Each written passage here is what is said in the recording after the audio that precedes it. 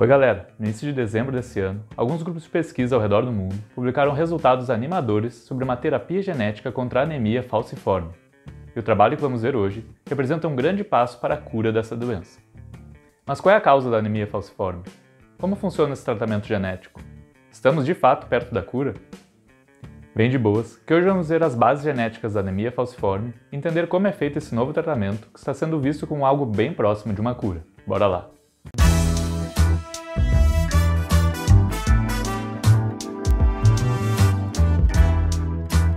Olá, cientistas! Eu sou Gustavo Moreira, doutor em biotecnologia, e hoje vamos ver o que causa a anemia falciforme e ver em detalhes a estratégia de uma terapia genética utilizando o vírus que está funcionando de forma surpreendente.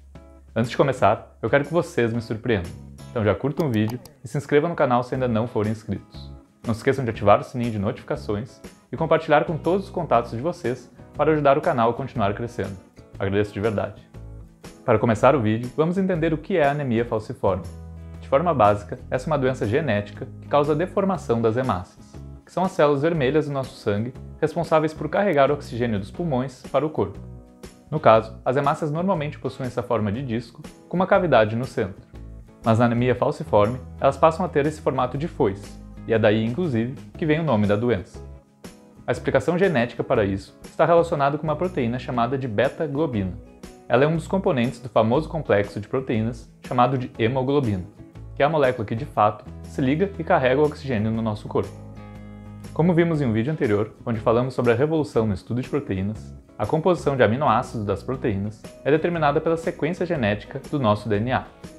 Em uma pessoa com anemia falciforme, o gene da beta-globina possui uma troca de apenas uma base genética por outra, mas que já é suficiente para causar a doença. Essa mutação simples muda o aminoácido da posição 6 da beta-globina, que normalmente deve ser um E, mas na doença é trocado para um V. Esse aminoácido diferente faz com que a proteína comece a se agregar de forma anormal, formando uma espécie de corda dentro das células com inúmeras globinas, em vez de ficarem compactas em estruturas com apenas 4 globinas, como é normalmente. Assim, essas cordas acabam se aderindo na parede das células, fazendo com que elas tenham esse formato de foice. Por causa desse formato, as células não conseguem circular muito bem nas extremidades do nosso corpo, sendo que isso causa o acúmulo delas em pequenos vasos sanguíneos e diminui a troca de oxigênio com as nossas células. Por conta disso, os principais sintomas da anemia falciforme são a anemia propriamente dita, já que as hemácias alteradas morrem muito mais rápido, em torno de 15 dias, sendo que o tempo normal deveria ser 120 dias. Outro sintoma é dor intensa, que pode durar de horas e até semanas dependendo da gravidade. Também ocorre o inchaço de pés e mãos, infecções constantes e problemas de visão. Esses problemas começam bem cedo na vida da pessoa, a partir dos 5 meses de idade, e a consequência disso é que a expectativa de vida dessas pessoas é bastante diminuída, ficando em torno dos 50 anos em países desenvolvidos.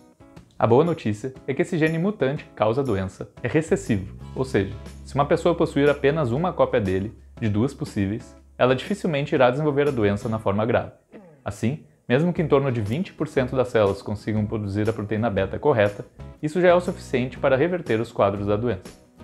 Sabendo disso, diversos cientistas começaram a desenvolver estratégias para corrigir o problema com o gene da beta-globina. No estudo que vamos ver hoje, o primeiro passo é retirar as células-tronco sanguíneas do sangue do paciente, chamadas de HSC. Essas células são as que dão origem a todas as células do nosso sangue, inclusive as hemácias. Aqui já podemos ver uma das grandes vantagens desse tipo de tratamento, já que as células do próprio paciente podem ser utilizadas. Uma das outras opções para tratar a doença é através do transplante de medula óssea, mas como sabemos, transplantes são sempre complicados, e nesse caso, a chance de encontrar um doador compatível é menor que 20% na vasta maioria dos casos. O segundo passo é fazer a modificação genética dessas células-tronco em laboratório, e para isso, existem algumas opções. No nosso especial de fim de ano de 2020, vimos que alguns pesquisadores usam a tecnologia vencedora do Nobel, CRISPR-Cas, para solucionar problemas genéticos de doenças do sangue, incluindo a anemia falciforme. Mas aqui, outra tecnologia foi utilizada em vez do CRISPR-Cas. No caso, os pesquisadores utilizaram um lentivírus. Essa tecnologia é bem parecida com as vacinas de adenovírus contra a Covid-19. Só que esses lentivírus possuem uma característica a mais. Eles também são retrovírus, o que significa que eles conseguem inserir o material genético que eles carregam no genoma das nossas células. Mas ao contrário do HIV, por exemplo, que também tem essa habilidade, os lentivírus usados no tratamento são modificados para não conseguirem se replicar depois que o tratamento é feito em laboratório. Ainda, essa característica é usada ao nosso favor, já que eles carregam o gene correto da beta-globina, e quando ele anexa esse gene no genoma de uma pessoa com anemia falciforme, ela passará a produzir a versão correta da beta-globina pelo resto da vida. Assim, esse gene correto é capaz de acabar com a formação das células falciformes, resolvendo o problema da doença. Depois que essa modificação genética é feita, o próximo passo é eliminar as células-tronco que ainda estão no paciente, e depois inserir as células modificadas para que os efeitos da terapia comecem a ser notados. Com isso em mente, podemos ver os resultados do teste clínico. Esse estudo é de fase 1 e 2 e foi conduzido nos Estados Unidos em 25 participantes com anemia falciforme, sendo que eles tiveram ao menos 4 casos graves de obstrução de vasos sanguíneos nos últimos 2 anos. A faixa etária foi de 12 a 50 anos. Dessa forma, a quantidade de beta-globina correta produzida nessas pessoas foi maior que 40%, já a partir do 3º mês do tratamento. Além disso, as células vermelhas que continham a forma correta dessa proteína ficou em torno de 85% a partir do 6º mês. Esses valores são mais que suficientes para o tratamento funcionar. E de fato, todos esses 25 pacientes não tiveram mais eventos graves de obstrução de vasos sanguíneos durante o tempo de acompanhamento do estudo, que chegou a ser de até 36 meses para alguns pacientes. Como podemos ver nessa figura, os pontos vermelhos representam esses casos graves de obstrução. Eles eram bem frequentes nos 2 anos antes do tratamento, e depois eles não ocorreram mais. Apenas alguns casos leves aconteceram em alguns pacientes, marcados nos pontos azuis. Em relação aos efeitos colaterais, apenas 3 dos pacientes relataram problemas leves, como um baixo número de glóbulos brancos e pressão baixa. Porém, eles foram solucionados em até 1 semana. Dessa forma, esse tratamento demonstra ser uma maneira segura de resolver o problema genético que causa a anemia falciforme.